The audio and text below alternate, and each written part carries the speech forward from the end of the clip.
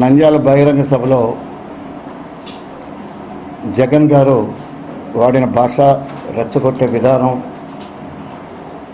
చాలా దారుణంగా మాట్లాడటం, అదే కాకుండా ఎన్నికల నిబంధనలకు విరుద్ధంగా కూడా మాట్లాడటం అది పద్ధతి కాదు.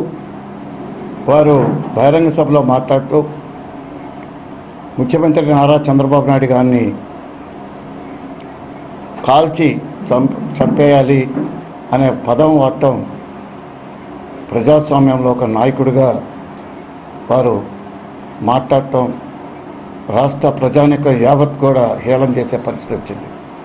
ఈరోజు ఒక ముఖ్యమంత్రిగా ఉన్నప్పుడు ఇచ్చే గౌరవం, సంస్కారం, ఏ విధంగా మాట్లాడాలి, అటువంటి సంస్కారం మర్చిపోయి ఆయన ఇష్టం వచ్చినట్టు మాట్లాడితే ప్రజలే బుద్ధి చెప్తారు. రేపు నంద్యాలలో జరగబోయే ఎన్నికల్లో తెలుగుదేశం పార్టీ స్పష్టమైన మెజార్టీతో గెలవబోతూ ఉంది. 10 సంవత్సరాలు నారా చంద్రబాబు నాయుడు గారు ప్రతిపక్ష నేతగా అసెంబ్లీలో కానీ బయట మీటింగ్లో కానీ ఎక్కడ కూడా ఆ రోజు ముఖ్యమంత్రిగా ఉన్న రాజశేఖర రెడ్డి గారిని ఎక్కడో కూడా ఒక మాట అన్న పరిస్థితి లేదు.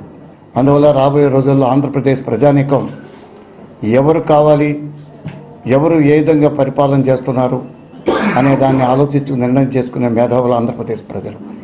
ఈరోజు రాష్ట్ర ఆర్థిక ఇబ్బందుల్లో ఈ 3 సంవత్సరాల్లో ఈ కాంగ్రెస్ ప్రభుత్వం చేసిన పని వల్ల ఈరోజు రాష్ట్రం విడిపోయి రుణముక్కలైపోయి ఆర్థిక అనేక ఇబ్బందుల్లో మనం అమరావతి రావటం, ఈ 3 సంవత్సరాల్లో అక్కడ అభివృద్ధి కార్యక్రమాలు కానీ, వెల్ఫేర్ కానీ, సర్వీస్ కానీ ఈరోజు భారతదేశం ప్రతి ఒక్కరు కూడా ఆంధ్రప్రదేశ్ను ఆదర్శంగా తీసుకుంటూ ఉంటే రాష్ట్రంలో అభివృద్ధికి సహకరించాల్సిన పోనిచ్చి ఏ కార్యక్రమాన్ని కూడా వారు హేళనగా మాట్లాడటం, అభివృద్ధికి వారు సహకరించకపోవటం ఇవన్నీ కూడా రాష్ట్ర ప్రజానికం ఎప్పటికప్పుడు అప్డేట్ చేస్తున్నారు. అందువల్ల ఇప్పటికైనా నేను ఒకటే చెప్తున్నాను, వైఎస్ఆర్ పార్టీ నాయకులు చాలా బాధ్యతతో మాట్లాడాల్సిన అవసరం ఉన్నది. ఒక బాధ్యత గల వ్యక్తి, ఈ రాష్ట్రానికి ప్రజలు మ్యాండేట్ ఇచ్చి గెలిపించిన వ్యక్తి ముఖ్యమంత్రి గారిని పట్టుకుని ఇష్ట ప్రకారం మాట్లాడితే అది మంచి పద్ధతి కాదు. అది ప్రజలు మళ్ళీ మీకే బుద్ధి చెప్తారు. అది గుర్తుంచుకోవాల్సిన అవసరం ఉంది.